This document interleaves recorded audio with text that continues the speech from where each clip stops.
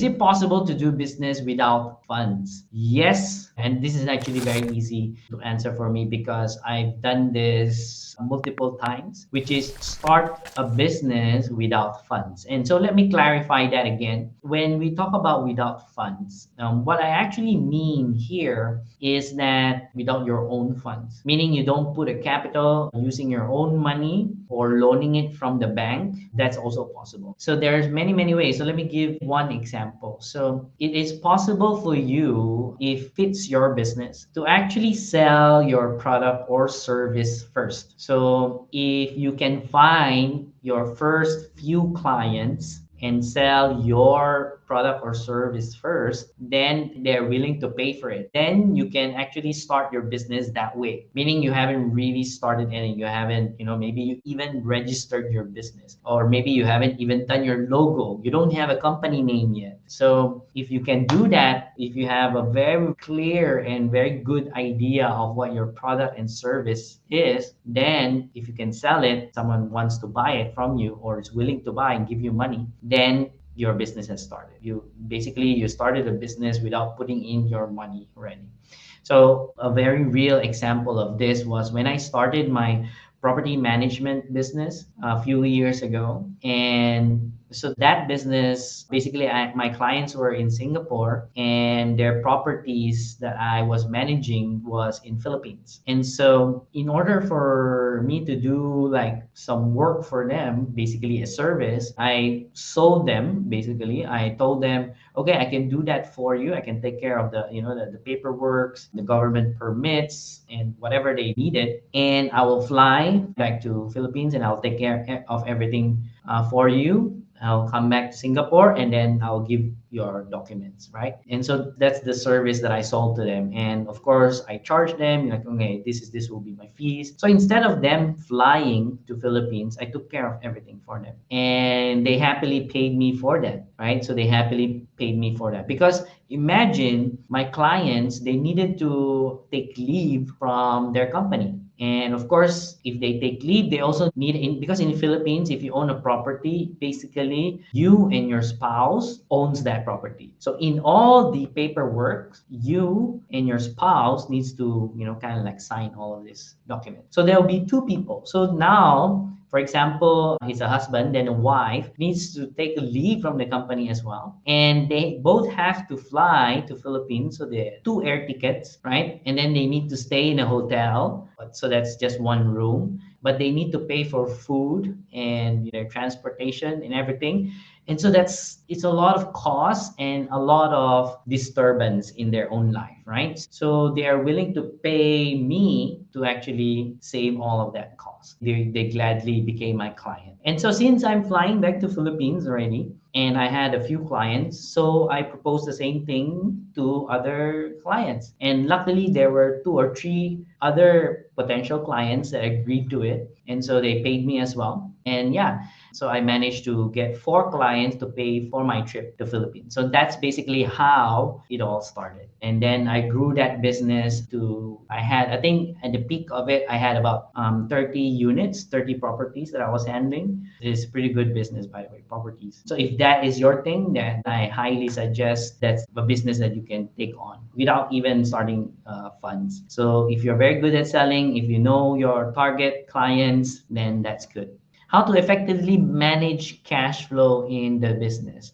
And cash flow is interesting thing, right? What I've learned from my own personal experience is that the way we handle money personally, most likely, majority of the time, will also reflect in how we handle the business. So if personally you're someone who is very tight with money, right?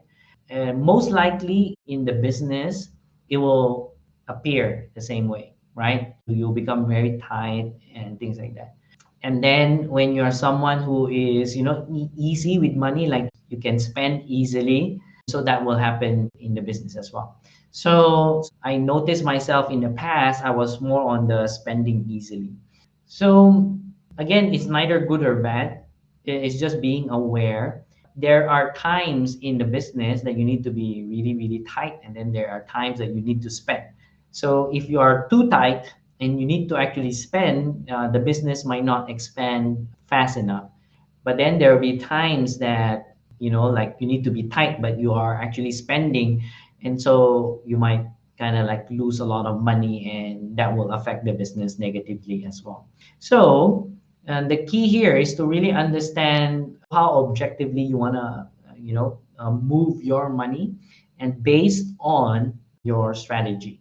So you need to have at least some rules in your strategy, like how do you want to handle your money? Do I use cash for marketing? Like how much of the whole percentage of my money I can use to put into the marketing side of things? So that is something that you need to set at the start. But the thing is, in business, you need to be also very, very flexible and nimble, right?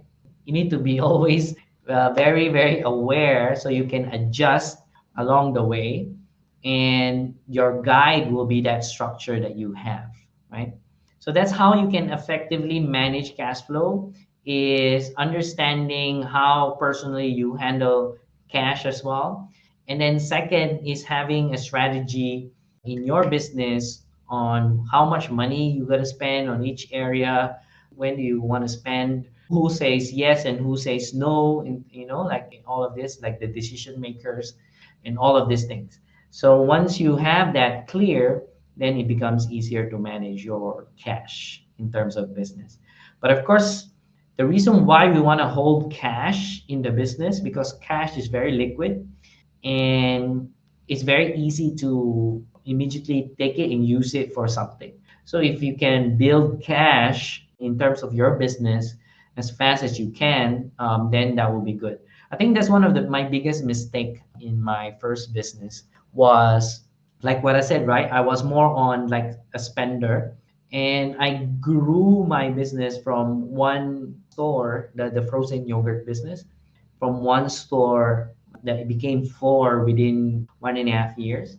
And so I never thought of saving the cash. So to me, it was like, okay, my business is earning. Okay, I invest this to a new store, new machine, buy new machines, hire new employees. That's kind of like what happened. So I started using the cash and investing it, right?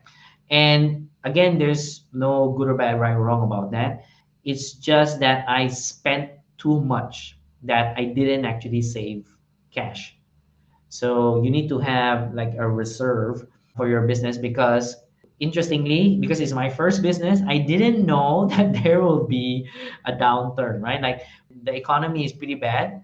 Then you need to be prepared as a business as well, not just as a person, not just as an entrepreneur, but also the business needs to be prepared. You have reserves so that you can tide through that, bad period. Like for example, this pandemic, who would have thought that it would take this long, right? This pandemic.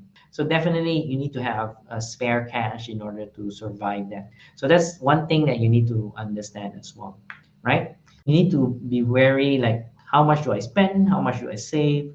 Yeah, so kind of like similar to personal budgeting or personal management of your money. Oh, hey there. If you like this video, please like, share, and subscribe. And remember to click the bell button so you get updated of the new videos. See you in the next one.